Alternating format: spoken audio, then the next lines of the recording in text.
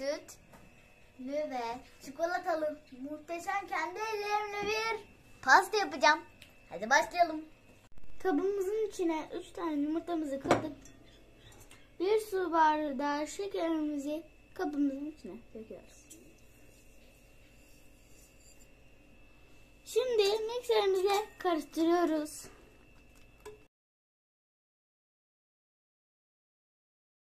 Bakın şekerli yumurtamız aynen böyle olacak. Güzel güzel karıştıracağız. Köpük köpük olana kadar karıştıracağız. 2 yemek kaşığı kakaomuzu döküyoruz.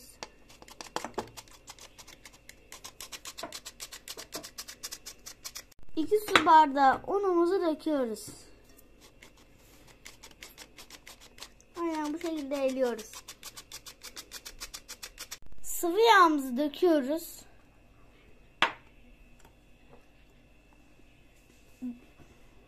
Bir su bardağı sütümüzü döküyoruz.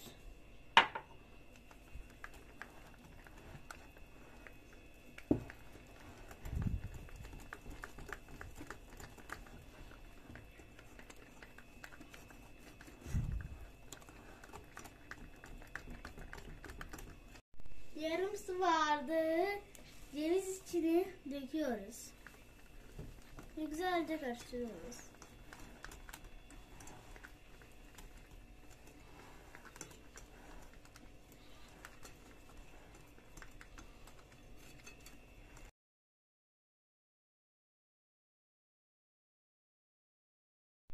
Kabartma tozumuzu ve vanilyamızı döküyoruz. İkisi de bir paket.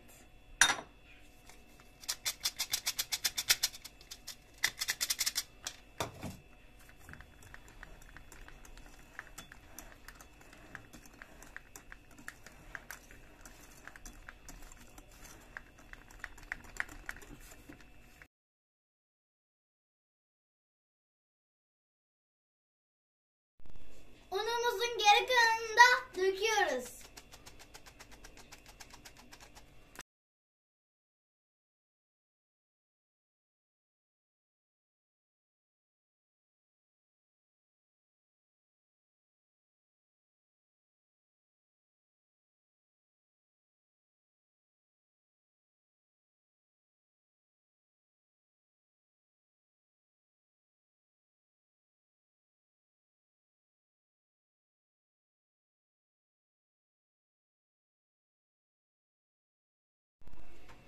Kıvamı aynı böyle olacak.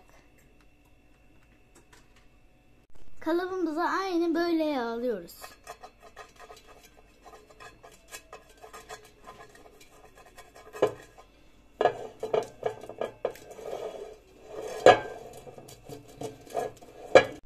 Hazırladığımız keki kalıbımıza döküyoruz.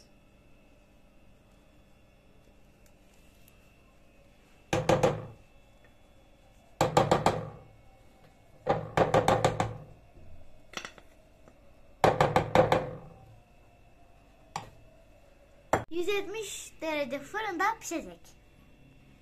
20-25 dakika... ...ama lütfen kontrollü bir şekilde... ...pişirin. Kekimiz hazır. Fırından çıkardık ve... ...15 dakika soğumasını bekledik. Şimdi sütümüzü döküyoruz.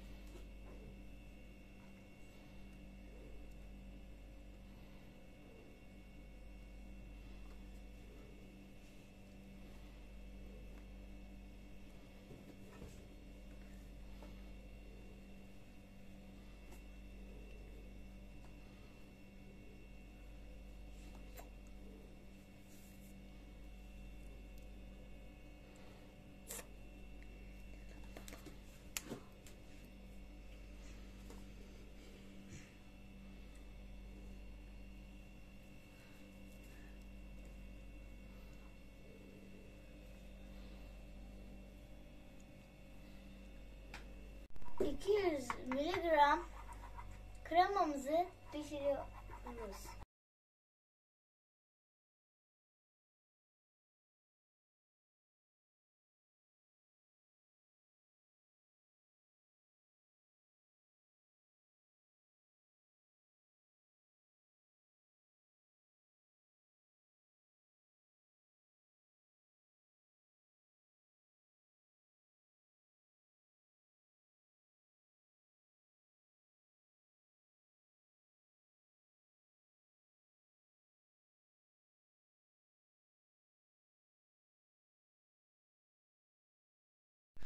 Hazırladığımız çikolatamızı kekimizin üstüne döküyoruz.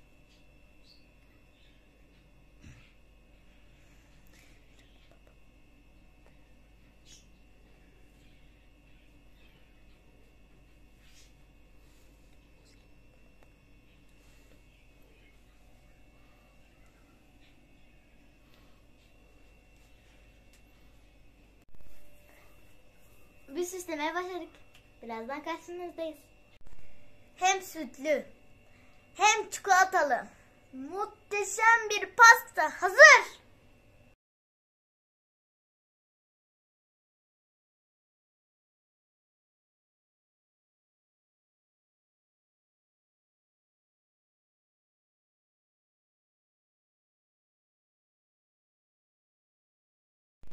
Şimdi en sevdiğim sıra tadına bakmak. Hadi gelin tadına bakalım.